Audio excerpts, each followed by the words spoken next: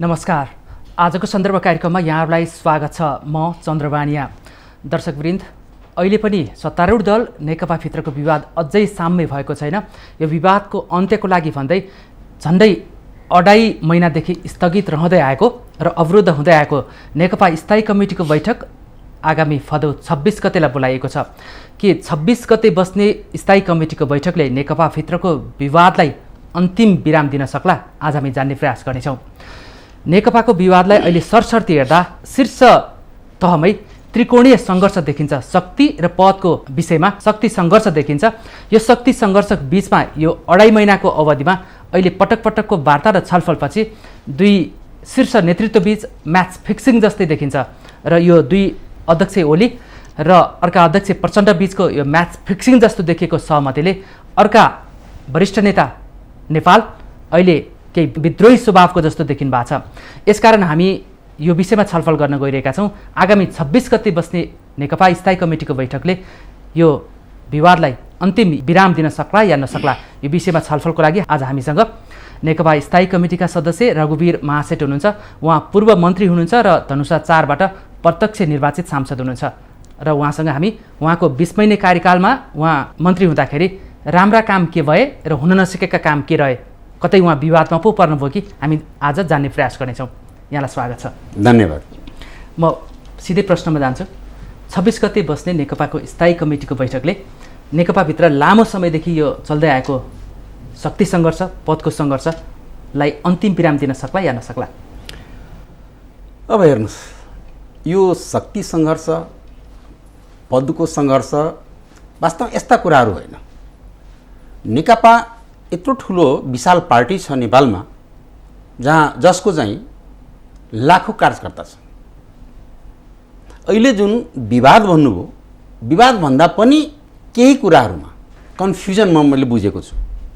तपाईँ कन्फ्युजन कि नेता कन्फ्युजन? होइन, हाम्रो नेता होइन, हाम्रो कमिटीभित्रै वा नेतृत्वभित्र अलिकति कन्फ्युजन मात्रै छ। तर विवादले भरिएको जस्तो जुन बाहिर गएको छ, यो एकदमै शक्तिको लागि सङ्घर्ष भइरहेको छ, पदको लागि सङ्घर्ष भइरहेको छ, त्यस्तो कुरा चाहिँ मैले पाएको छैन। हेर्नुहोस्, पटक्कै लाग्दैन। होइन, सुन्नुहोस्, बाहिरबाट हेर्दा तपाईँले भनेको कुरा चाहिँ ठिक हो, तर वास्तवमा भित्रबाट हेर्दाखेरि यहाँ अरू फ्याक्टरले पनि काम गरेको छ।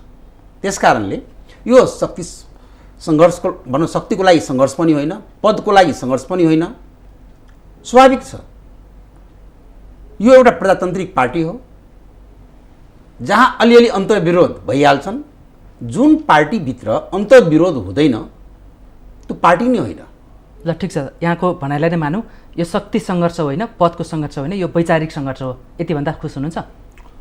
त्यो भन्दा हुन्छ, किनकि अहिले दुई पार्टीको एकीकरण भइसके पछाडि स्वाभाविक छ पूर्व एमालेका साथीहरूलाई वा पूर्व एमालेका कार्यकर्ताहरूलाई जनताको जनवाद पछेको छैन होला, त्यस्तै पूर्व माओवादी मित्रहरूलाई जनताको बहुदलीय जनवाद पछेको छैन होला। त्यो आम सबै कुरा मैले गरेको होइन, त्यो दुइटै कुरो पचाएर नै एकता भएको हो। मैले के भनेको, तर सबैलाई जति कार्यकर्ताहरू छ सबैलाई चित्तै बुझेको छ त्यस्तो छैन। त्यस कारणले अलिअलि त कन्ट्राडिक्सन भइहाल्छ नि। हजुर, यसमा यहाँले भन्नुभयो नि यो केही आन्तरिक कारणहरू छन्, केही चाहिँ बाहिरी फ्याक्टर छन् भन्नुभयो नि। बाहिरी फ्याक्टर छन् भनेको चाहिँ के हो? नेकपाभित्रको विवादमा बाहिरी फ्याक्टर के हो? हेर्नुहोस्, विवादमा बाहिरी फ्याक्टर वा कुनै विदेशी हस्तक्षेप छ जस्तो मलाई लाग्दैन। किनकि नेकपाको नेतृत्व पङ्क्ति त्यो कुरामा विश्वास छ। के कुरामा विश्वास छ भनेदेखि कि हामी आफ्ना जनता, आफ्नो कार्यकर्ता, देशको वस्तुस्थिति अनुसार अगाडि बढ्ने हो। जुन प्रकारले पहिले विदेशी हस्तक्षेपहरू हुन्थ्यो, विदेशीहरूले खेलाउने गरेको थियो, त्यो अहिले करिब 62-63 को आन्दोलन उपरान्त करिब हाम्रो पार्टीभित्र वा अरू पनि पार्टीभित्र डाइरेक्ट त्यस्तो हस्तक्षेप मलाई चाहिँ फिल भइरहेको छैन। उसै बाहिरी फ्याक्टर छ भने के हो त त्यो? होइन, बाहिरी फ्याक्टर भन्नाले यहीँको बाहिरी फ्याक्टर, आन्तरिक बाहिरी फ्याक्टर, जस्तो हाम्रो सरकारभित्र र सरकार बाहिर न सरकार बाहिर कुरा गरेको होइन कि, जस्तो कि हामी नेकपा भन्दा बाहिर प्रतिपक्षहरूको पनि केही चलखेल हुन सक्छ। स्वाभाविक छ, प्रतिपक्षले चलखेल गर्न, प्रतिपक्षले चलखेल गर्ने अवस्थामा छ अहिले? किन छैन? त्यति कमजोर अवस्थामा छ? प्रतिपक्ष कहिले पनि कमजोर हुँदैन। हेर्नुहोस्, नेपाली कांग्रेसका भित्रैबाट कार्यकर्ताले आलोचना गरिरहेछ संसदमा प्रमुख प्रतिपक्षको भूमिका निर्वाह गर्न सकेका छैन भनेर आरोप गरिरहेको बेलामा यत्रो 2/3 नजिकको एक्लौटी सरकार शासन सत्ता चलाइरहेको नेकपालाई फुटाउने अथवा चाहिँ अर्को सरकार बनाउनेमा उसले दुस्साहस गर्ला र? एउटा कुरा म तपाईँले के भन्न चाहन्छु भने अहिले पनि नेपाली काङ्ग्रेससँग 63 सांसदहरू छन्। 63 भन्नु कम त होइन नि तपाईँको। र जहाँसम्म कमजोर प्रतिपक्षको भूमिका उहाँहरूले निभाइरहनु भएको छ त्यस्तो मलाई चाहिँ भित्रको एक्टिभिटिजले गर्दा त्यस्तो पनि मैले फिल गरेको छैन। हो, प्रतिपक्ष शक्तिशाली छ रघुवीर महासेठको बुझाइमा? हैन, शक्तिशाली भन्दा पनि प्रतिपक्षलाई उसको क्रियाकलापलाई हामीले सकारात्मक रूपमा लिएका छौँ। भनेपछि प्रतिपक्षी कांग्रेसको चलखेलको कारण नेकपाभित्र विवाद बढ्दो छ, भारतीय हस्तक्षेप या बाह्य हस्तक्षेप होइन? होइन, त्यो पनि होइन। मैले अघि भने नि हाम्रो पार्टीभित्र बाहिर हुन सक्छ पो। मलाई अब स्वाभाविक छ हाम्रो पार्टीभित्र चलखेल गर्न नेपाली काङ्ग्रेस पनि भित्रभित्रै चाहना होला चलखेल गर्ने, त्यस्तै यहाँको समाजवादी जनता पार्टीहरू पनि चाहना होलान्, कहीँ न कहीँ प्रयास पनि गरेको होलान्। तर एउटा कुरा के छ भने म अघि जुन भने नि हाम्रो पार्टीभित्र यस्ता सानातिनाहरू अन्तर्विरोधहरू भइरहेको हुन्छन्। यो स्वाभाविक हो, मैले माने। तर यहाँले अहिले प्रतिपक्षी काङ्ग्रेसले पनि चलखेल गरेको होला, हुन सक्ला। 63 सदस्य भनेको कमजोर होइन भन्नुभयो नि। तर यही फोरमबाट यहाँकै पार्टीका मन्त्रीहरूले त बरु प्रतिपक्षले नेकपाको यो सरकारलाई साथ र समर्थन गरिएको छ, नेकपाभित्रैकै नेताहरू अहिले बाह्य शक्तिसँग मिलेर हाम्रो सरकार ढाल्न खोजिरहेछ, यो चाहिँ दुर्भाग्यपूर्ण हो भनेर भनिरहेका छन्। तपाईँको त फरक मत आयो त मन्त्रीका भन्दा। यदि कुनै नेता कुनै मन्त्रीले त्यस्तो भन्नुभएको छ भने त्यो बेठिक भन्नुभएको छ। बेठिकै हो? बेठिकै हो। किनभने पार्टीभित्रको आन्तरिक वा अन्तर्विरोधलाई विदेशी हस्तक्षेप वा विदेशीको इसारामा गरेको प्रयास उहाँहरू भन्नुहुन्छ भने त्यो गलत कुरा हो। विदेशी प्रयास भएकै छैन? स्वाभाविक छ। होइन, एउटा कुरा म तपाईँले के भन्छु, त्यो त प्रधानमन्त्रीले पनि भन्नुभएको छ नि। समाप्त गर्नलाई संसारका प्रतिक्रियावादीहरू नलागेका होइन, लागेको हो। तर अहिलेको अन्तर्विरोधमा विदेशी चलखेल छ, त्यो चाहिँ होइन। प्रधानमन्त्रीले उसे वैशाख 14 गते त्यो के त्यत्तिकै भन्नुभयो? होइन, सुन्नुहोस् न, उहाँको के जिब्रो चिप्लेको अवस्था हो? उहाँको जिब्रो चिप्लेको होइन। उहाँले के भन्नुभएको थियो भनेदेखि विदेशी हस्तक्षेपको कारणले वा विदेशीको इसारा कारणले मलाई प्रधानमन्त्रीबाट हटाउन खोजेको हो, त्यो कुरा उहाँले भन्नु भएन। उहाँले के भन्नुभएको भनेदेखि विदेशी हस्तक्षेप हुन सक्छ, विदेशीको इसारा हुन सक्छ आशय भन्दै हुनुहुन्छ कि उहाँको लाइनै भन्दै हुनुहुन्छ। उहाँले त हाम्रै पार्टीका साथीहरू यसै कसैको इसारामा चाहिँ लागिरहेछ, यो चाहिँ राम्रो होइन भन्नुभएको थियो। त्यो सत्य कुरा होइन। त्यो सत्य होइन। ल ठिक छ, यसलाई छोडिदिउँ। अब भन्नुहोस्, 26 गते स्थायी कमिटीको बैठक बस्दैछ, के तयारी छ तपाईँहरूको? के सोध्ने, के पुछ्ने प्रधानमन्त्रीसँग या सरकारसँग भन्ने के तयारी छ यहाँको? हाम्रो निर्धारित एजेन्डाहरू छन्। करिब 2टा एजेन्डा हाम्रो सकि पनि सकेको छ, केही एजेन्डा बाँकी छन्। हामी पहिला त्यो एजेन्डामा प्रवेश गर्छौँ। 7वटा एजेन्डामा अहिले एउटा सीमा विवादको एजेन्डा प्रवेश भएको छ होइन? त्यो टुङ्गिसक्यो। करिब 2टा हामीले कुराकानी गरिसकेका त्यो र कोभिड-19 को। हजुर, अब सरकारको समीक्षा बाँकी नै छ? बाँकी छ। पार्टीको समीक्षा पनि बाँकी छ? त्यो मैले अघि भने नि पार्टी नेतृत्वको गतिविधि कार्यशैली त्यो बाँकी छ होइन? एमसिसीको पनि बाँकी नै छ? एमसिसी भनेर हामी कहाँ कुनै एजेन्डा आएको छैन, पटक्कै छैन। एजेन्डै त्यो 7वटा बुँदाभित्र त त्यो पनि छ त। अब एजेन्डा भनेको त्यो भित्रको एउटा पोइन्ट हुन सक्छ, त्यो स्वाभाविक छ। त्यो चाहिँ विविध शीर्षक अन्तर्गत पर्छ। त्यो विविधमा पनि हामी राखेका छौँ, त स्वाभाविक छ। एमसिसी भनेको एउटा अहिले नेपालमा चर्चित विषय भएको छ। तर बढी नेकपाभित्र है, अब बढी नेकपाभित्र त नभनौँ, त्यो अब काङ्ग्रेसभित्र पनि छ। हजुर, ल ठिक छ। यी एजेन्डाहरूमा 7वटा तोकिएको छ, 2टा सकियो, अब बाँकी 5वटा र विविधका केही शीर्षकहरूमा छ, त्यसमा छलफल होला। 26 गते बैठक बस्छ भन्नेमा चाहिँ तपाईँ ढुक्क हुनुहुन्छ? सुन्नुहोस्, यदि कुनै पनि प्रकारको कुनै त्यस्तै इमर्जेन्सी भएन भने मलाई लाग्छ त्यो यसपालि हामी 26 गतेदेखि मिटिङ चाहिँ कन्टिन्यू गर्छौँ। त्यो बैठकमा कार्यदलले दिएको सुझाव प्रतिवेदनमाथि छलफल भएर अगाडि तोकिएका र थाँतिरहेका विषयवस्तुहरूमा छलफल हुन्छ, या त्यो बैठक फेरि वैशाख 14 को जस्तै भएर फेरि कसैले एउटा विषय उछालिदिने त्यसपछि फेरि अवरुद्ध हुने स्थिति छ। होइन, आकलन के गर्नु चाहिँ? सुन्नुहोस्, पहिला कार्यदलले जुन प्रतिवेदन दिएको छ, पहिले त कार्यदल बनाए कि हामी पहिले अनुमोदन गर्नु पर्यो, स्ट्यान्डिङ कमिटी स्थायी कमिटीले होइन, सचिवालयले गरिसक्यो, उहाँहरूले अनुमोदन गर्नुभयो। हजुर, त्यसपछि अब स्ट्यान्डिङ कमिटीले अनुमोदन गर्छ, हजुर, त्यस पछाडि त्यसको प्रतिवेदन उहाँले कार्यदलले दिएको प्रतिवेदन प्रति चाहिँ छलफल हुन्छ, माथि छलफल हुन्छ कि पेश मात्रै हुन्छ, पास हुन्छ ताली ठोकेर? होइन, छलफल गर्ने अवसर मिल्छ? छलफल हुन्छ। त्यहाँ त सचिवालयले छलफल गरिसकेको छ, अनुमोदन गरिसकेको छ। त्यस्तो हुँदैन। स्थायी कमिटीमा पनि बुदागत छलफलै हुन्छ कार्यदलले दिएको सुझावमाथि? छलफलमा भाग लिन चाहनुहुने साथीहरूले त्यसमा आफ्नो बोल्नुहुन्छ, तर छलफल चाहिँ हुन्छ। छलफलपछि स्थायी कमिटीको बैठकले चाहिँ कस्तो प्रतिफल निकाल्ला भन्ने यहाँको अपेक्षा छ?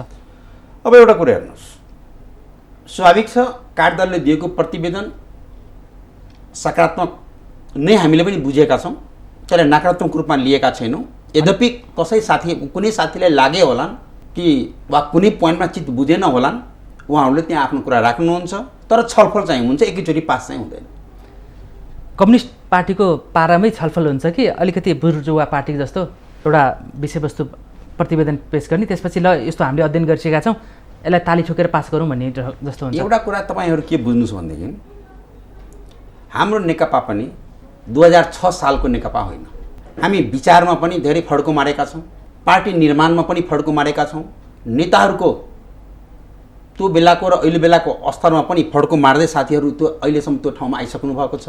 भनेपछि छलफलको लागि बढी समय खर्च गरि नै छैन, समयलाई हेरेर हामी छोटकरीमा त्यसलाई पारित गर्ने योजना? पारित गर्ने त त्यहाँ गर्ने नगर्ने त कमिटीको कुरा हो, तर हजुर पारित हुन्छ भनेर मलाई विश्वास छ। हजुर, त्यसमा चाहिँ 44 सदस्य हुनुहुन्छ अहिले होइन, एकजना सभामुख भएपछि होइन, 44 सदस्यलाई नै बोल्न दिने या बोल्ने देखिन्छ, या केहीले बोलेर प्रतिनिधिमूलक रूपमा बोलेर त्यसलाई परिमार्जन गरिन्छ, या जस्ताको तस्तै पास गरिन्छ? परिमार्जनको पक्षमा हुनुहुन्छ कि जस्ताको तस्तै? यहाँ त्यो आफ्नो आफ्नो विचार हो। यहाँको विचार चाहिँ? मेरो विचार त अब जस्ताको त्यस्तै पास गरिदियो भइहाल्यो। त्यो भयो भने पार्टीलाई फाइदा हुन्छ कि केही सीमित नेतालाई फाइदा हुन्छ? पार्टीले फाइदा हुन्छ, 100% फाइदा हुन्छ।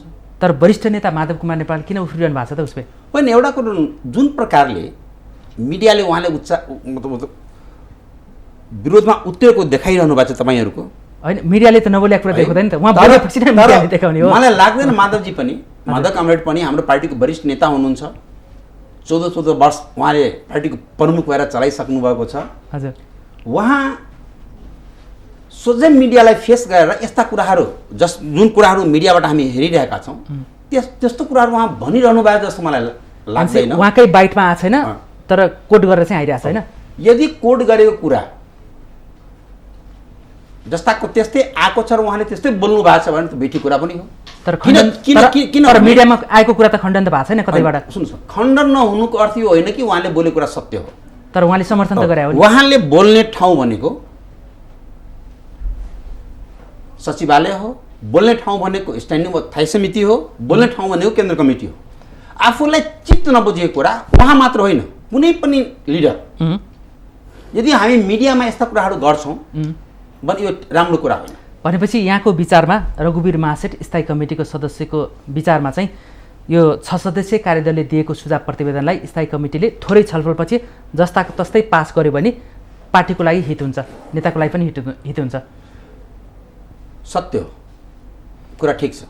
यसमा छ नि अहिले तपाईँसँग कुराकानी गर्दाखेरि तपाईँ भूमिकामा जानुहुन्न, सिधा कुरा नै भन्नुहुन्छ, जे देख्नुहुन्छ सत्य कुरा बोल्नुहुन्छ, हामी यसलाई मानौँ होइन? मान्नुहोस्, यो यसमा छ नि जब स्थायी कमिटीको बैठक अवरुद्ध भयो, शीर्ष भनिएका नेताहरू चारतिर फर्केर पानी बारावरको अवस्था थियो।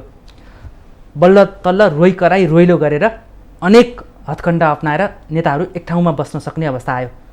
त्यसपछि अलिअलि बोलचाल हुन थालेपछि 6 सदस्यीय कार्यदल गठन भयो। त्यो पनि 3टा नेताहरू, टाउकी नेताहरू मिलेर 6 सदस्यीय त्यो कार्यदल बन्यो।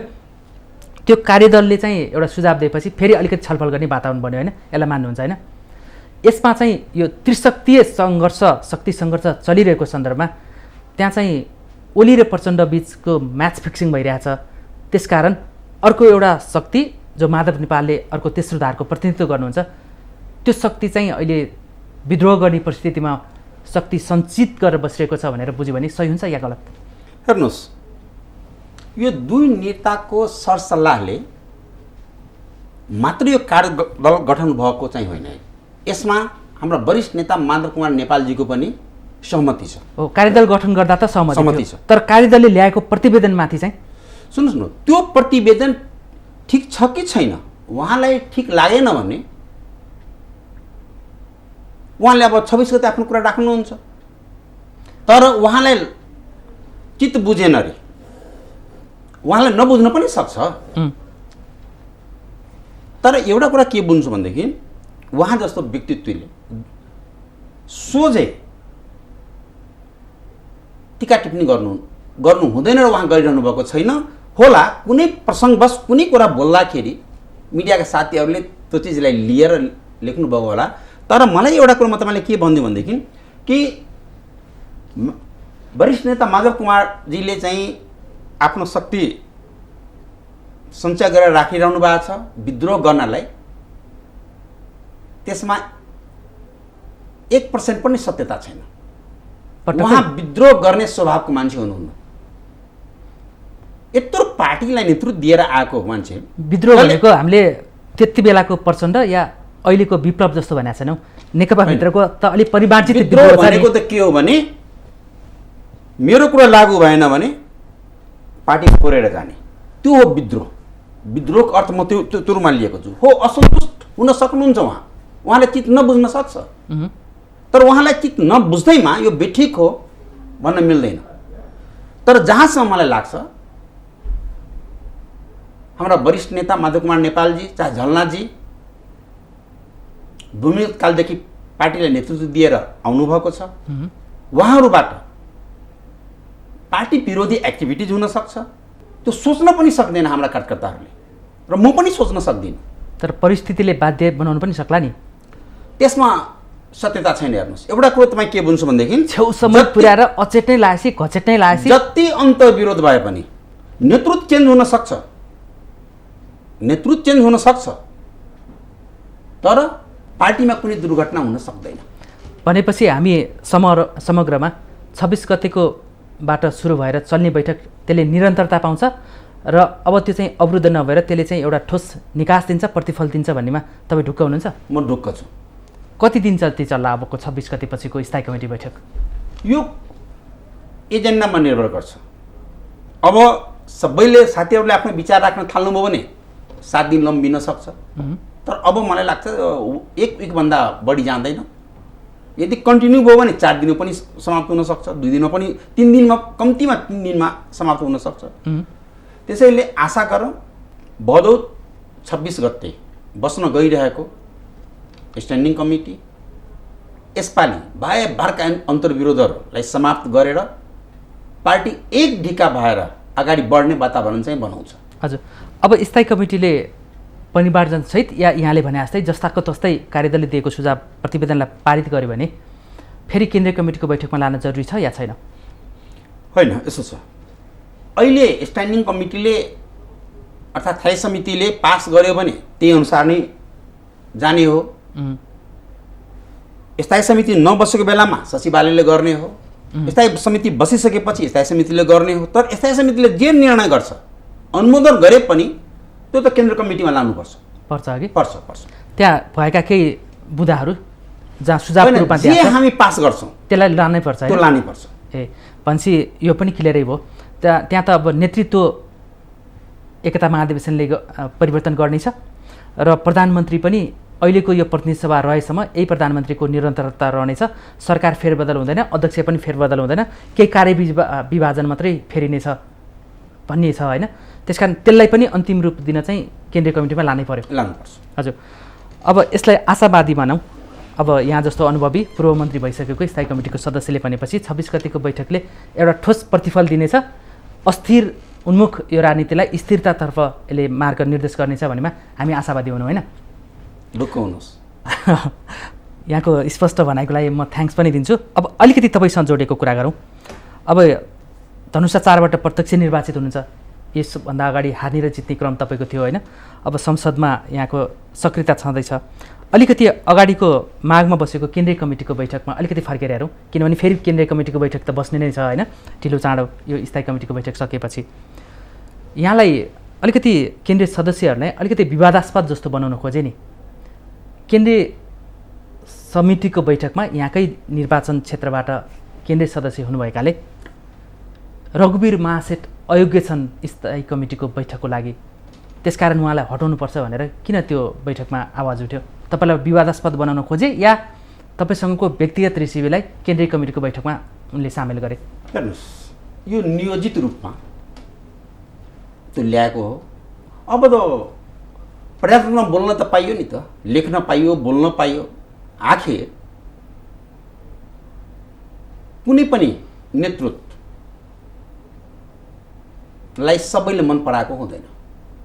अहिले हाम्रा सम्मान्य प्रधानमन्त्रीजीलाई पार्टीभित्र पनि आलोचना गर्ने गरि नै रहेको छ, नगरेको हो र? बहुमतले असन्तुष्टि जनाइरहेछन् होइन? बहुमतले नभनौँ, बहुमतले त नभनौँ, होइन त्यो मैले त्यो पनि गलत हो। होइन, त्यो पनि गलत हो। कहाँ देखाएको छ हामीले बहुमत? आजसम्म कम्युनिस्ट पार्टीको इतिहासमा हामी जति निर्णय गरेका छौँ सर्वसम्मत रूपमा गरेका छौँ। कहिले काहीँ कसैले नोट अफ डिसेन्ट लेख्यो भने एउटा दुईटाले लेख्नुहुन्छ। अहिले जुन कुराहरू उठिरहेछ कि बहुमतले प्रधानमन्त्रीजीको राजीनामा माग्ने, अर्थात् अध्यक्ष, अब त्यस्तो केही पनि होइन। त्यो त के हो भने अन्तिम विकल्पको रूपमा जाने हो र त्यो पनि अहिले म सम्भव देखेको छैन। ल त्यतापट्टि छोडिदिउँ। अब तपाईँसँग केन्द्रित हो। तपाईँलाई स्थायी कमिटीको बैठकमा अयोग्य उम्मेदवार हो त्यसकारण हटाउनुपर्छ भनेर किन माग गरियो? राजनीतिक रूपले त्यो माग चाहिँ उठेको हो। त्यो स्वाभाविक छ। मधेसमा यो मागको पछाडि हाम्रा प्रतिपक्षका साथीहरूको पनि हात छ। मेरो विरुद्धमा यस्ता माग गर्नेहरू हिजो मधेस आन्दोलनमा नेकपा भित्रको स्थायी कमिटीमा प्रतिपक्षी काङ्ग्रेस कहाँ जोडिन्छ? होइन, मेरो कुरा बुझ्नु भएन। यो त मेरो व्यक्तिगत विरोधमा आएको हो नि। हजुर, यो त मेरो व्यक्तिगत विरोधमा आएको हो। त्यो त पार्टीको विधानले त्यो जुन व्यक्तिहरूले उठाएको हो त्यो कतिले त तपाईँ कति पार्टी छोडेर नेकपा एमाले छोडेर विभिन्न पार्टीहरू चढ्दै आउने व्यक्तिहरूले यस्ता कुराहरू उठाएको हो। भनेपछि प्योर कार्यकर्ता क्याडर बेस आएकाहरूले यो कुरा उठाउँदैन। भनेपछि तपाईँलाई अब धनुषा 4बाट तपाईँ निर्वाचित हुनुहुन्छ, धनुषाकै केन्द्रीय सदस्य उठायो भने चाहिँ मैले नाम ल्याएको छैन। जस्तो पोलिट ब्युरो नभएको मान्छे कसरी स्थायी कमिटीको सदस्य हुनसक्छ भनेर उहाँको प्रश्न। यदि तपाईँलाई म भनिदिउँ, म दुईचोटि पदाधिकारीमा लडिसकेको मान्छे हो। 2 पटक मनोनित पनि भएको होइन, 1 पटक, 2 पटक होइन। यसपालि 8औं महाधिवेशनमा प्रत्यक्ष निर्वाचित हुनुभयो। त्यसकारणले मैले के भन्न खोजेको भनेदेखि यस्ता कुराहरू विरोधीहरूले उठाउने कुराहरू हो। यस्ता कुरा उठाउने व्यक्तिहरू भोलि पनि यो पार्टीमा रहन्छ कि रहँदैन त्यो हामीलाई शङ्का छ। नेतृत्वले चाहिँ यहाँलाई कसरी हेर्यो त्यो कुरा उठिसकेपछि? नेतृत्वले त्यस्ता कुराहरू रिजेक्ट गरेर पठायो। त्यस्ता कुराहरू रिजेक्ट गरेर पठायो, वो याद कुरा भनेर यसलाई साइड गर्यो। त्यसकारणले नेतृत्वमा त हामी पनि छौँ, नेतृत्वमै छौँ नि त, स्थायी कमिटी कुरा बुझ्नुभयो नि। त्यसैले यस्ता कुराहरू मैले भने नि, जो विभिन्न पार्टीहरू छोडेर घुम्ने साथीहरू र भोलि पनि यो पार्टीमा रहन्छ कि रहँदैन भन्नेहरूले यस्ता कुरा उठाउँछ, यस्तो कुरा उठाइरहन्छ। किनकि तर यहाँलाई पार्टीभित्र चाहिँ भाग्यमानी नेताको रूपमा लिन्छन् होइन तराईको राजनीति गर्नेहरूमा? त्यस्तो होइन। अहिले म पहिला स्थायी कमिटीमा हुनुहुन्थेन जब तत्कालीन नेकपा एमाले र माओवादी एकीकरण भएपछि 4 जना स्थायी कमिटीको थपिने सदस्यमा तपाईँ पनि एक हुनुहुन्छ? होइन, जहाँसम्म मेरो थप्ने कुरा छ, नेकपा एमाले हुँदाखेरि पनि पटक पटक प्रस्ताव आएकै हो, नआएको होइन। तर विरोधले रोक्यो नि? होइन, विरोध भन्दा पनि मिलाएर लाने कुरा भयो। योग्यता नपुगेर रोक्यो होइन, के पनि होइन। प्रतिस्पर्धीमा हुनुहुन्थ्यो। आज म तपाईँलाई भनिदिउँ, योग्य उम्मेदवारै हुनुहुन्थ्यो। अहिले जति मान्छेहरूले जुन कुराहरू उठाएको छ त्यो 46 साल पछाडि प्रवेश गर्ने मान्छेहरूले यस्ता कुराहरू उठाएको छ, जसको स्वयं आफ्नो राजनीतिक चरित्र शङ्कास्पद छ, त्यस्ता व्यक्तिहरूले उठाएको छ, जसमा धेरै माथि मुद्दा पनि चलिरहेको छ। त त्यस्ता कुराहरू स्वाभाविक छ। अहिले एउटा कुरा के छ भनेदेखि, हजुर, मधेसमा पार्टीभित्र जुन एउटा मैले अघि भने नि यस्ता प्रवृत्तिका मान्छेहरू र प्रतिपक्षहरू भनेपछि पार्टी फेर्दै हिँड्नेहरूले यस्ता कुरा उठाउँछन् उठाएको छ। जो चाहिँ र क्याडर यो कुरामा दम पनि छैन, यसलाई हामीले वास्ता पनि गर्दैनौँ। एउटा भनाइ छ, जसले जतिसुकै विरोध गरौँ हामी जनताको बिचमा गइसकेका छौँ, हामी आफ्नो काम गरिरहेका छौँ। विरोध गर्नेले गर्दै गर्छन्, कराउनेले कराउँदै गर्छन्। ल ठिक छ, यसमा मैले माने। तपाईँ केन्द्रीय सदस्य श्रीप्रसाद शाहलाई त चिन्नुहुन्छ? चिन्छु। उहाँले नै यो कुरा उठाउनु भएको थियो? होइन, धेरैले उठाउनु भएको थियो। अरूले पनि उठाउनु भएको थियो? ठिक छ, यसमा नजाउँ। अब भनेपछि अब यहाँले भन्नुभयो नि, हामी जस्तो प्रतिबद्ध इमान्दार कार्यकर्ता जो चाहिँ सङ्गठित रूपमा सुरुदेखि नै लागेर आएको छ, यस्ताले यस्ता कुरामा विषयमा प्रवेश गर्दैन, यसलाई हामी मानौँ होइन? यहाँको कम्युनिस्ट आन्दोलनमा कति वर्षदेखि कन्ट्रिब्युसन हो? म 2033 सालको पार्टी मेम्बर हो। त्यसपछिदेखि अविच्छिन्न रूपमा कम्युनिस्ट पार्टीमै हुनुहुन्छ? कम्युनिस्ट पार्टीमै। तर यहाँको त राजनीति आउनुभन्दा अगाडि त व्यवसाय त व्यापारिक पृष्ठभूमि। तपाईँहरूलाई एउटा भ्रम नपरोस्, यो मेरा विरोधीहरूले उठाएको कुराहरू हुन्। म 2035-36मै पनि अरुणाचलको पूर्वाञ्चल अध्यक्ष भइसकेको मान्छे हो, केन्द्र कमिटीको सदस्य भइसकेको मान्छे हो, अरुणाचल एकताको पाँचौँको फाउन्डर मध्ये एउटा म पनि हो। टङ्कारकी, सोमनाथ प्यासी, रामचन्द्र आचार्य, म, भीम रावल, हामी सबै सँगै हो। एउटै कमिटीमा हुनुहुन्थ्यो कि? हो, एउटै कमिटी। तराईको त्यो बेलामा यी साथीहरूको अत्तुपत्तु पनि थिएन। हजुर, भनेपछि अहिलेको तराई मधेसमा रघुवीर महासेठ चाहिँ एउटा ठुलो पार्टीको चाहिँ स्थापित नेताको रूपमा अगाडि बढिसकेपछि, छवि चाहिँ राम्रो बन्दै आएपछि तपाईँ विरुद्ध चाहिँ घुसपैठ र आरोप प्रत्यारोप बढिरहेछ सुनिश्चित रूपमा? स्वाभाविक छ, यो सबै जहाँ पनि हुन्छ। हेर्नुहोस्, कसैलाई के लाग्छ, जबसम्म रघुवीर महासेठ रहन्छ अब हामी अगाडि बढ्न पाउँदैनौँ, कसैलाई त्यो लागेको हुन्छ। कसैलाई लागेको हुन्छ रघुवीर महासेठलाई खुट्टा तान्यो भनेदेखि त्यो ठाउँमा म जान सक्छु, त्यो लागेको हुनसक्छ। अब जे पनि हुनसक्छ। यस्ता लाग्नेहरूलाई चिरफार गर्ने पनि जरुरी छैन। क्षमता त राख्नुहुन्छ नि? मैले म चिरफारमा पनि लाग्दिनँ। हेर्नुहोस्, जनताले आफै चिरफार गर्छ, जनताले आफै चिरफार गर्छ। हेर्नुहोस्, कहाँ हराउँछ यस्ता व्यक्तिहरू भविष्यमा त्यो भन्न गाह्रो छ। यो हराइ नै सकिया छ। त्यस कारणले यसमा म धेरै डिबेट गर्न चाहन्न। भनेपछि कुकुर भुक्दै गर्छ, हात्ती अगाडि लम्किरहन्छ। अब यो उखान म किन अब भन्नु त्यति उपयुक्त नहोला, तर एउटै कुरा हो, कराउनेले कराइरहोस्, भन्नेले भनिरहोस्, हामी काम गर्ने मान्छे हो, काम गरिरहन्छौँ। भनेपछि काग कराउँदै गर्छ, पिना सुक्दै गर्छ। एकदम रमाइलो भइरहेछ यहाँसँग कुराकानी गर्दाखेरि। निकै अनुभवी नेता हुनुहुन्छ, त्यसकारण पनि रमाइलो भइरहेछ, स्पष्ट आइरहेछ। जे सोधेको छु त्यसको जवाफ आएको छ, हामी खुसी पनि छौँ, दर्शकले पनि यहाँलाई मूल्याङ्कन गरिरहेको छ। अब अलिकति तपाईँको 20 महिने कार्यकालमा जाउँ है, किनभने हामीले स्थायी कमिटीको बैठकमा पनि गयौँ, तपाईँको स्थायी कमिटीको योग्यतामाथि उठेको प्रश्नमा पनि हामीले क्लियरिफाई गर्ने यो अवसर पायौँ होइन? यसमा तपाईँ पनि खुसै हुनुहुन्छ जस्तो लाग्छ। एउटा उठिरहेको प्रश्न जिज्ञासाहरूलाई गलत आशयका साथ उठेकालाई त तपाईँले क्लियर गर्ने त माउन्टेन टेलिभिजनको यो फोरम पाउनुभयो नि त। अब मन्त्री हुँदाको कुरा गरौँ, यहाँ पूर्वाधार मन्त्री हुनुभयो, 20 महिना रहनुभयो होइन? यो पूर्वाधार मन्त्री अहिलेको नेपालको इतिहासमै सबैभन्दा शक्तिशाली मन्त्रीमण्डल पार्टी भनेको ठाउँमा तपाईँले त्यो अवसर पाउनुभयो, 20 महिना रहनुभयो केपी ओलीको नेतृत्वमा होइन? त्यो 20 महिना मन्त्री हुँदाखेरि मैले 3टा काम चाहिँ एकदमै राम्रो दीर्घकालीन रूपमा गरेँ भनेर एउटा गर्व गर्न लायक, एउटा प्रशंसा गर्न लायक, त्यो जहाँ पनि एउटा भाषणको क्रममा, चुनावी भाषणमा चाहिँ उठाउन मिल्ने गरेर रेकर्ड राख्ने गरी कुनै 3टा निर्णय छ? धेरै भयो भने त फेरि समय लामो जान्छ। 3टैमा जाउँ न। एउटा त सिन्डिकेटको अन्त्य यता सेक्टरमा, दोस्रो सुरुङ मार्गको नयाँ युगमा हामी प्रवेश गऱ्यौँ, अर्थात् सुरुङ मार्ग युगमा हामीले प्रवेश गऱ्यौँ। कुन चाहिँ? करिब 17-18वटा सुरुङ मार्गको हामीले सुरुवात गर्नको लागि सबै तयारी गरिसकेका थियौँ। योजनामा राख्यौँ, सुरु पनि गऱ्यौँ। सुरु त पैसा पनि किन भएन? एउटा यही सीता पाइलाको होइन, त्यहाँ सीता पाइला होइन, नागढुङ्गा, त्यो त मैले शिलान्यासै गराएँ। हजुर, कार्तिक 4 गते शिलान्यास गराएँ। एउटा त्यो भयो। त्यो चाहिँ विश्वकै नमुना मध्ये सबैभन्दा महँगो योजना भनेर पनि भनिँदैछ नि। हेर्नुहोस्, महँगो योजना हो, महँगो योजना चाहिँ हो। कुनै पनि सुरु विदेशतिर होइन, त्यति नै क्षेत्रफलको त्यसको कारण छ। त्यसको कारण के छ भने यो जायकाबाट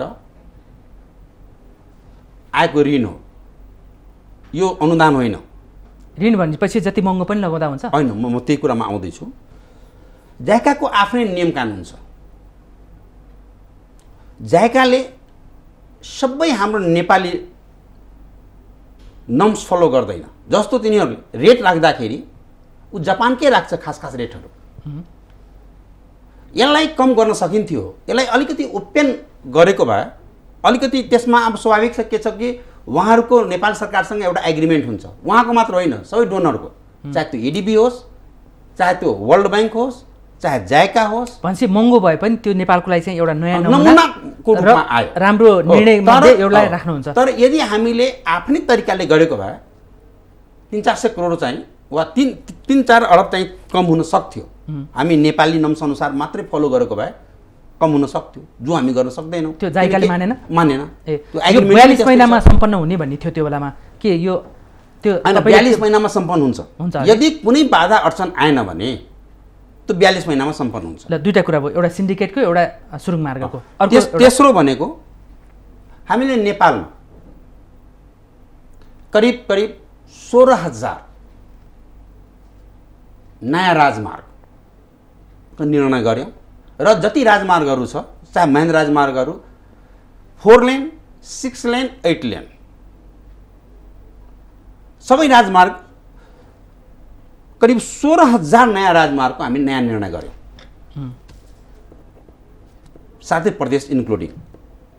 र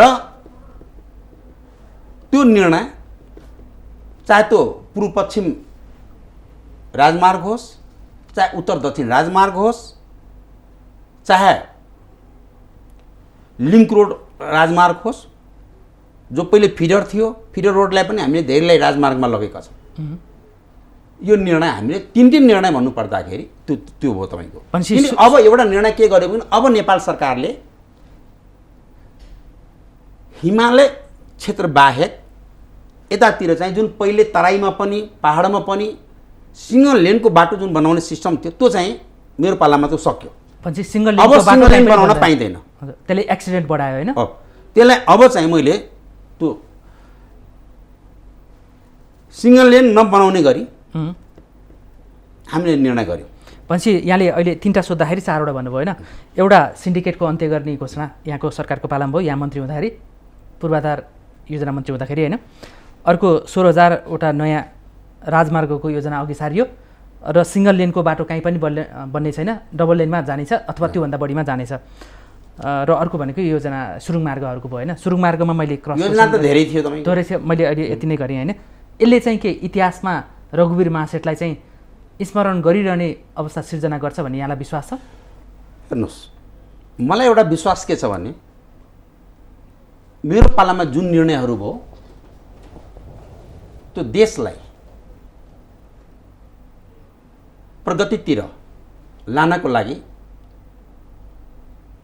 सहायक नभइकन मेन निर्णयभित्रै त्यो पर्छ। हेर्नुहोस्, र अहिले स्वाभाविक छ अहिलेसम्म नेपाल सुरुङमा प्रवेश गरिसकेको थिएन उदाहरणको लागि। त्यस कारणले यो मात्र होइन नि, अहिले त अब तपाईँको सिद्ध बाबा सुरुङमा त्यही बेलामा हामीले झन्डै अहिले हामी त्यो डिटेलमा नजाउँला। सुरुङ मार्ग योजना यहाँको पालामा आयो होइन। यहाँले राम्रो उदाहरण दिनुभयो, 3टा भन्दा 4वटा दिनुभयो। मेरो कार्यकालमा बस्दा चाहिँ यो चाहिँ निर्णय नगरेको भए हुन्थ्यो। पछि मलाई चाहिँ म त राजनीतिक करियर बनाउने मान्छे, पछिसम्म प्रधानमन्त्रीको सपना देखेको मान्छे होइन। पछि यो निर्णयले चाहिँ मलाई पछिको राजनीतिमा चाहिँ के धक्का लाग्छ कि ब्याकफायर गर्छ कि भनेर त्यस्तो कुनै पछुताउनु पर्ने निर्णय पनि कुनै छ? हेर्नुहोस्, तपाईँले अघि एउटा वर्ड उच्चारण गर्नुभयो, प्रधानमन्त्रीको सपना। अहिले नै मैले यो सपना देखिसकेको छैन। एउटा राजनीति गर्नेले त देख्छ नि। एउटा अन्तर्राष्ट्रिय लिडर बन्ने पनि सपना हुन्छ मान्छेको, खरबारमा प्रवेश गर्ने मान्छेले मुख्य सचिव हुने सपना देखाएको छ, स्वाभाविक हो। तर अहिले मैले यो सपना देखेको छैन, ठिक छ। 1 नम्बरमा। दोस्रो नम्बरमा अहिले जुन निर्णयको जुन तपाईँले कुरा गर्नुभयो स्वाभाविक छ। अहिले तपाईँ जानुहोस्, मन्त्रालयका सचिवदेखि लिएर अरू धेरै निकायहरूसँग कुराकानी गर्नुहोस्। यो मूल्याङ्कन उहाँहरूले गर्ने हो, मैले गर्ने होइन, जनताले गर्ने हो, मैले गर्ने होइन। कहिले आफैलाई पनि लाग्छ नि दबाब र प्रभावमा निर्णय गरिन्छ तर पछि पछुताउनु। सुन्नुहोस्, अहिलेसम्म म आफूलाई पछुताउने खालको एउटा पनि निर्णय गरेको छैन।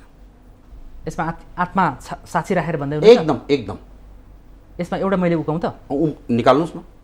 जस्तो सिन्डिकेटको यहाँले राम्रो मध्येकै उदाहरण लिनुभयो होइन, तर सिन्डिकेट त कार्यान्वयनमा आएर पुरा घोषणा गर्नुभयो तर फेरि पछि फिर्ता लिनुभयो यातायात व्यवसायले दबाब दिएपछि। होइन, गलत कुरा यो। तपाईँ ढुक्क हुनुहोस्, यो तपाईँले यो कसरी भन्दै हुनुहुन्छ मैले बुझिनँ। कसैको दबाब हामीले त्यो बेलामा झेलेनौँ। हजुर, जुन निर्देशिकाहरू जारी भएको थियो हामी धेरै निर्देशिकाहरू हामी खारिज गऱ्यौँ। सिन्डिकेट पुरै लागू भयो त के किन लागू भएन? म तपाईँलाई भन्दैछु, आरओसीमा रजिस्ट्रार कार्यालयमा दर्ता नभइकन हामी कुनै पनि गाडी चल्न दिएका थियौँ। हामीले हो स्वाभाविक छ, नयाँ जुगमा हामीले प्रवेश गऱ्यौँ। 25 वर्षसम्म खारिज गर्न नसकेको सिन्डिकेट हामीले खारिज गऱ्यौँ। स्वाभाविक छ, टाइम चाहिँ लाग्छ। जस्तो हामीले 3 महिना कति नियम कानुनले पनि बाधा अर्चन गरेको थियो, त्यो नयाँ नियम बनायौँ। अर्थात् नयाँ नियम बनाले 3 महिना थप्यौँ। जस्तो पहिला पछि सिन्डिकेट पुरै लागू भयो, पुरै लागू। मैले रेकर्ड राखेँ होइन। यसमै चाहिँ छ नि, सिन्डिकेट तपाईँले हटाउने निर्णय त गर्नुभयो, त्यसले धेरै लोकप्रियता पनि हासिल गर्यो। ओली नेतृत्वको सरकारलाई धेरै स्याबासी पनि दिएको थियो त्यो बेला सँगसँगै तपाईँलाई। तर पछि जब त्यो यातायात व्यवसायहरू जुर्मुराए, उनीहरू सङ्गठित भएर सरकारलाई चाहिँ घेर्न थाले, त्यसपछि त्यो कार्यान्वयनको चरणमा आउँदाखेरि महानिर्देशक रूपनारायण भट्टराईलाई तपाईँले जब सरुवात गर्नुभयो, विभागको महानिर्देशकबाट मन्त्रालयमा तान्नुभयो, त्यसपछि मन्त्री रघुवीर महासेठ यातायात व्यवसायको चङ्गुलमा फसे, बिचौलियाको घेराबन्दीमा परे। त्यसकारण निर्णयको कार्यान्वयनको अन्तिममा पुगिसकेको सिन्डिकेट फेरि अलमल्लियो। कुनै अलमल्ने काम भएन त्यसमा। यो पनि आरोपै थियो, आरोपै हो। र तपाईँ के बुझ्नुहोस् भनेदेखि जतिखेर यो रूपनारायणजी कुरा उठाउनु भयो आजसम्म मैले बोलेको छैन। तर मलाई के लाग्छ भनेदेखि उल्टो कुरा गर्दै हुनुहुन्छ तपाईँ। उहाँलाई किन हटाउनु पर्यो भन्नुहोस् त? किन हटाउनु पर्यो? सिन्डिकेट केही कारण होला। अब जस्तो यो केही निर्देशिकाहरू त सोझै व्यापारीलाई फाइदा पुर्याउने गरी निर्देशिकाहरू जारी भएको थियो। अब आज भन्नुपर्दा यातायात व्यवसायलाई आज मैले तपाईँका प्रश्न भन्नुपर्छ। जस्तो 5वटा बस हुनेले मात्रै कम्पनी रजिस्ट्रारमा जान मतलब कम्पनीमा दर्ता हुन पाउने, 4टासम्मले नपाउने भनेपछि त 4टा जसको बस छ उसले त ठुलो व्यापारीलाई कोडीको भाउमा बेच्नु पर्यो। त्यो त राम्रो कुरा त आएको थिएन। त्यस्तै मैले के भनेको थिएँ भनेदेखि जति निर्माण के भन्छ यो यातायात व्यवसायीहरू छ, जति कम्पनीहरू छ, सबै करको दायराभित्र आउनै पर्छ। सबै कम्पनी रजिस्ट्रारमा दर्ता हुनै पर्छ। त निर्देशिका कस्तो आयो? एउटा सञ्चालनमा भएको कम्पनीहरू हाललाई नआए पनि हुन्छ, त्यो राम्रो कुरा थिएन। त यस्तै यस्तै कुराहरूमा अन्तर्विरोध हुँदाखेरि अब स्वाभाविक छ यो मैले एउटा मन्त्रीले आखिर त्यो सरसल्लाहले त्यो निर्णय गरे होलान्। भनेपछि मैले यसमा समरीमा गरेँ भनेपछि तपाईँले जुन योजना ल्याउनु भयो त्यसमा अवरोध पूर्ण गरी निर्देशिका आएपछि उहाँलाई तानिन पर्यो, यो स्वाभाविक थियो। अब यसमा डिटेलमा नजाउँ, मैले एउटा कुरा भनिसकेँ। हजुर, कानुन सम्बद्ध रूपमा मैले उहाँलाई केही कुराहरू सच्याउनुहोस् र अहिले तपाईँ मन्त्रालयमा आउनुहोस्। भनेपछि बिचौलियाको दबाब र प्रभाव होइन यातायात व्यवसायको? एकदमै गलत कुरा थियो। प्रक्रियागत नियम मैले सुन्नुहोस्, त्यो भएको भए हामीले यातायात व्यवसायीहरूको खाता किन रोक्नु पर्थ्यो, चलचल सम्पत्ति किन रोक्नु पर्थ्यो? यदि हामी उसको प्रभावमा भएको भए त उसको खाता रोक्ने थिएनौँ, उसको चलचल सम्पत्ति रोक्ने थिएनौँ। हजुर, ठिक छ, ल यो पनि क्लियरै भयो। अर्को एउटा तपाईँको मैले मङ्सिर 10 गतेतिरको जस्तो लाग्छ तपाईँको भाषण, फागुनभित्रमा नेपालमा रेल चल्छ भन्ने थियो। रेल चलिसक्यो होइन? स्वाभाविक कुरा गर्नुभयो। मङ्सिर 10 गतेको होइन, मङ्सिर 10 गते त म बिदा लिइसकेको थिएँ। 2075 सालको कुरा हो। त्यो बेला रेल कम्प्लिट थियो। त्यो बेला रेलको डिजाइन पनि हामीले यही बसेर कस्तो कलर हुनुपर्ने, कति सिट हुनुपर्ने, 72 सिटको 10 डब्बाको होइन भाषण त्यही थियो। त्यो होइन, मैले अब टोटल डिजाइन गरेर हामी पठायौँ बन्यो पनि, तर टेक्निकल कारणले सञ्चालन हुन सकेन। कारण के थियो भनेदेखि आज मैले भन्नैपर्छ तपाईँलाई, इन्डिया सरकारले हामीलाई आजको दिनसम्म पनि ह्यान्डओभर गरेको छैन र ह्यान्डओभर नगरिकन हामी सञ्चालन गर्न सक्दैनौँ। त्यो बेलामा ह्यान्डओभर गरिदिएको भए हामी चलाउन सक्थ्यौँ। माघ 1 गते नै मेरो योजना थियो। भनेपछि इन्डियाको असहयोगका कारण नेपालमा ह्यान्डओभर नभएको हुनाले हामीले धेरै प्रयत्न गऱ्यौँ। हजुर, हामीलाई ह्यान्डओभर गर्नुहोस्, हामीलाई ह्यान्डओभर गर्नुहोस्, हाम्रो तयारी चाहिँ पुरा थियो। तयारी पुरा थियो। हजुर, अर्को एउटा चाहिँ भनौँ यहाँले तर एउटा कुरोमा सम्बन्धित जुन भरम छ नेपालमा जति डिपिआरहरू कम्प्लिट हो मेरै पालामा कम्प्लिट हो। कुन यो रेलवेको काठमाडौँ केरुङ रेल टोटल चाहिँ हेर्नुहोस् अथवा काठमाडौँ रक्सोलको आधार वर्षमा के देशमा के गर्दाखेरि हामी अगाडि बढ्न सक्छौँ। काठमाडौँमा पनि हामीले काठमाडौँ केरुङ र काठमाडौँ रक्सोलको डिपिआर त्यति मात्र होइन, काठमाडौँमा पनि हामीले 8 ठाउँमा डिजाइन ड्रइङ गरेर प्रधानमन्त्रीजीसँग सल्लाह गरेर करिब मलाई याद छ 24 अरबमा कोटेश्वर, चाभिल, नयाँ बानेश्वर, गौशाला, थापाथली, त्रिपुरेश्वर, कालीमाटी, यो नयाँ बानेश्वर मैले भनिसकेँ। यो सबै ठाउँमा अन्डरपास, कोटेश्वरमा फ्लाइओभर ब्रिज र अरू ठाउँमा ओभरब्रिज र अन्डरपास गरेर हामीले त्यो पनि तयारी गरिसकेका थियौँ। तपाईँको योजना अनुसारको सबै काम चाहिँ अगाडि बढिरहेको तपाईँको हामीले पैसै माग गरिसकेका थियौँ अर्थ मन्त्रालयसँग। तपाईँको समग्रमा मूल्याङ्कन गर्दा चाहिँ मेरो कार्यकाल 20 महिनाको राम्रै गरिरहेको थिएँ भन्ने नै लाग्छ। मलाई आज पनि जति भइरहेछ नेपालमा थप समय भयो भए अझ म ड्रास्टिक चेन्ज ल्याउँथेँ भन्ने थियो। स्वाभाविक छ। उसै भए किन हटाउनु भयो प्रधानमन्त्री? त्यो त तपाईँले प्रधानमन्त्रीजीलाई सोध्नुहोस् न, यो त मैले त भन्न सक्दिनँ नि। काहीँ निर्णय प्रक्रियामा अलिकति विवादास्पद केही देखेर चाहिँ हटाइए कि? निर्णय प्रक्रियामा होइन, मैले अघि भने 174 सांसद छ हाम्रो, सबैको चाहना छ मन्त्री बन्ने, मन्त्री बनौँ, कमाउने। म असफल मन्त्री भएर निस्केको होइन। म अहिलेसम्मको मैले अहिले पनि भन्दैछु, अहिले पनि जुन काम भइरहेको छ अहिलेको मन्त्रीले आएर त्यो काम गरेको होइन। जति काठमाडौँ तपाईँले देखिरहनु भएको छ, म यही सोध्नेवाला थिएँ तपाईँलाई। अहिले त्यो सब मेरै पालामा एग्रिमेन्ट र कामै सुरु गरिसकेको हो। तपाईँको पालामा काठमाडौँका पिच सडकहरू खाल्डाखुल्डी थिए, हिलो वर्षामा हिलो हुन्थ्यो, तर अहिले त चिल्ला सडक देखिएका छन्। रघुवीर बासठले केही नगरेको अहिले बसन्त नेमाङासी पुरा बसन्त नेमाङजी आएर केही नयाँ गर्नुभएको छैन। तपाईँ उहाँलाई पनि बोलाउनुहोस्, मलाई पनि बोलाउनुहोस्, सचिवलाई पनि बोलाउनुहोस्, म कुरा क्लियर गर्न चाहन्छु। तर उहाँले पनि राम्रो काम गरिरहनु भएको छ, हामीले गरेको योजना अनुसार उहाँले काम गरिरहनु भएको छ।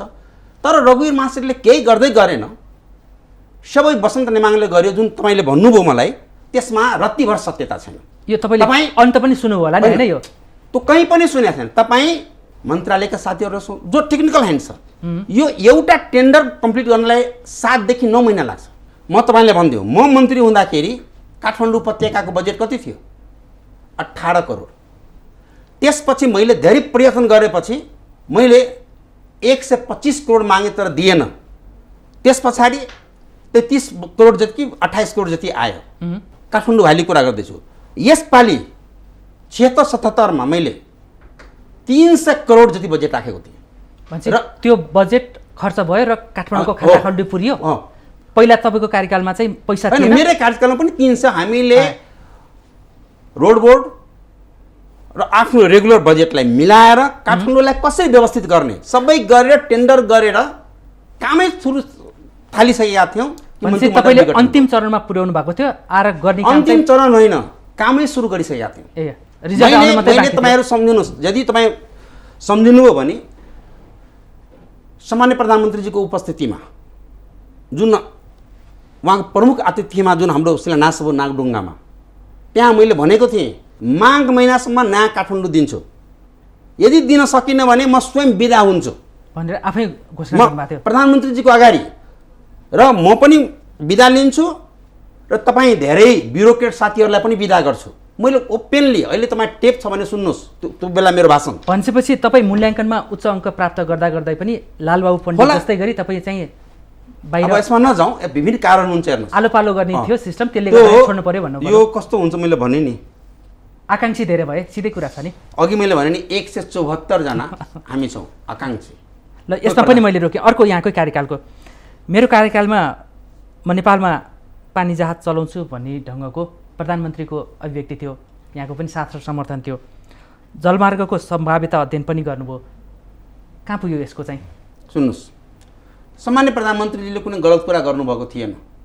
म आज पनि भन्दैछु, चल्छ जल म भन्दैछु जब हामी इन्डिया भिजिटमा गएका थियौँ, फर्केर आइसके पछाडि हामीले कहाँ कहाँ जलमार्गको लागि त हेर्नुहोस्, त्यो आज सोचेर भोलि नै काम हुँदैन। हामीले वर्ल्ड ब्याङ्कसँग पनि कुराकानी गऱ्यौँ, हजुर, इन्डियन काउन्टर पार्ट साथीहरूसँग पनि कुराकानी गऱ्यौँ। अलिकति केही समय थपेको भए यहाँको पालोमा नै नेपालमा म- पानी जहाज त्यही- चल्थ्यो, त्यही हामी कुरा समयको म- अन्तिममा छौँ। चल्थ्यो भन्नाले पनि डिपिआरहरू कम्प्लिट हुन्थ्यो। अनि डिपिआर कम्प्लिट नगरिकन पानी जहाज चाहिँ कति समयपछि चल्थ्यो? मेरो विचारमा आउने चुनावसम्म हामी चलाउँथ्यौँ। यति मात्र होइन, भनेपछि नेकपाले गराउने चुनावसँग हामी नेकपाको चलाउँथ्यौँ। सरकारले नेपालमा पानी जहाज चलाउँछ। चलाउँथ्यौँ। यति मात्र होइन, हामीले इन्डिया सरकारसँग लिजमा लिएर कलकत्तामा अलिकति 13 किलोमिटर लेफ्टतिर पनि हाम्रो एउटा भिजिट दल गएर हेरेर आएर लिजमा लिएर आफ्नै पोर्ट बनाउने योजना पनि हामी थियौँ। भनेपछि यसको डिपिआर तयार भइसक्यो। होइन, मान्छे जानुभयो। यहाँले तयार अर्को कुरा अब भन्दैछु। वसन्त नेमाङले चाहिँ अब पानी जहाज चलाउन सक्नु होला? अब उहाँले किन नसक्ने?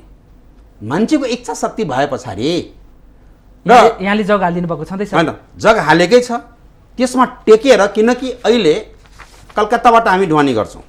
साहेबगञ्ज भन्ने तपाईँले नाम सुन्नुभयो होला, झारखण्डमा पर्छ साहेबगञ्ज।